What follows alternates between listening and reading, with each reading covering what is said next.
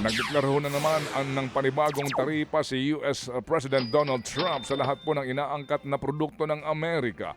Yan nga po'y matapos palagan ng Korte Suprema ang otoridad ni Trump na magpataw po ng labis-labis na taripa sa bisa ng Economic Emergency Law. Bagay po na ikinainit ng ulo ni Trump. Kaya po naghanap daw ang kanyang administrasyon ng mga ipatutupad na taripang saklaw ng batas. Inanunsyo po ni Trump na magpapatupad siya ng 10% temporary tariff rate sa lahat ng US imports. Hindi nagtagal, iniakyat na ito sa 15% na siyang pinakamataas na legal na temporary tariff na maaaring ipatong sa mga ipinatutupad ng taripa. Maaari hong mapalawig ang taripa ng hanggang 150 araw kung aaprubahan ng Kongreso. Pero duda ho ang mga eksperto na papayag ang mga mambabatas lalo pat sa taripa isinisisi ng mga Amerikano ang pagsipa ng presyo ng bilihin doon. Samantala, posibleng magkaroon ng bawas singil sa gasolina ngayong linggo. Sa programang ito, sinabi po ni DOE Oil Industry Management Bureau Director Rino Abad. Posibleng bumaba po ng 30 sentimos ang singil sa kada litro ng gasolina. Maaari namang umakyat ng hanggang 15 sentimos kada litro ang singil sa diesel at 20 sentimos sa kerosene. Nakaapekto raw sa pandaigdigang presyohan ng tensyon sa pagitan po yan ng ibang bansa. Inaasahang supply, pagalaw ng inventaryo, sentimiento ng merkado at iba pa. Ayon kay Abad, posibleng magpatuloy ang pagbaba ng pandaigdigang presyo at maramdaman na po ito sa galaw ng presyo ng ibang produktong petrolyo.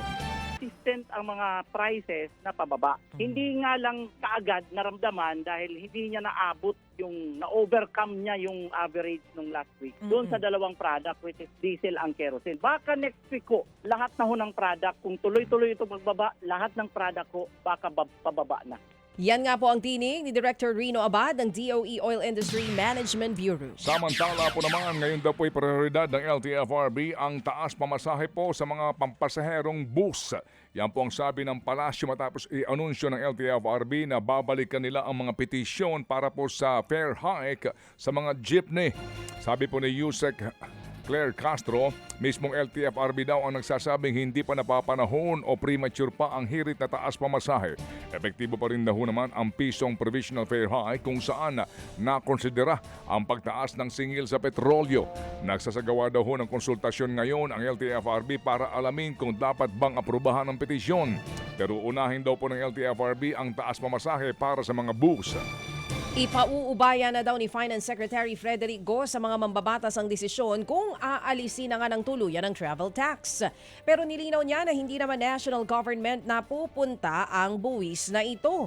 Anya, nasa 8 bilyong piso kada taon ang nakukolekta mula sa travel tax. Kalahati raw ng travel tax ay napupunta sa Tourism Infrastructure and Enterprise Zone Authority.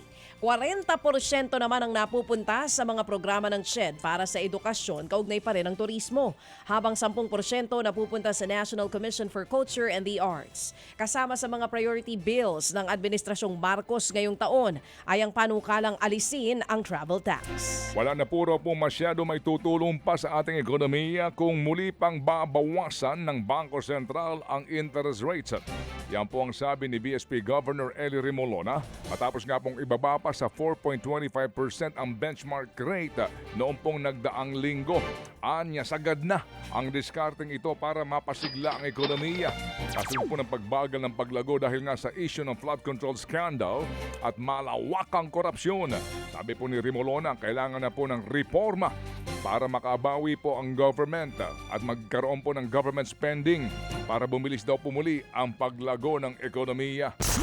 Nga po sinasabi po ng mga eksperto, hindi nakukuha po sa pagbaba ng interest rates. Iyon yung sinasabi na confidence para mangutang ang mga negosyante sa bangko at magamit sa puhunan dahil mahina po ang pamumuhunan ngayon. Mga kapatid, brothers and sisters, saan ka pa? Dito na tayo sa totoo. Dito na tayo sa True FM. Mga kapatid, mag-subscribe and follow po kayo sa social media accounts ng True Network PH. Yan po kami. Hanapin nyo lang True Network PH, Facebook, Instagram, YouTube, TikTok, and podcast. Mapa Apple or Spotify man yan, mahahanap nyo kami. Lahat ng mga napapanood at napapakinggan nyo po sa programa, nasa social media accounts namin yan. So, paano mga kapatid? See you sa social media! Dito tayo sa totoo.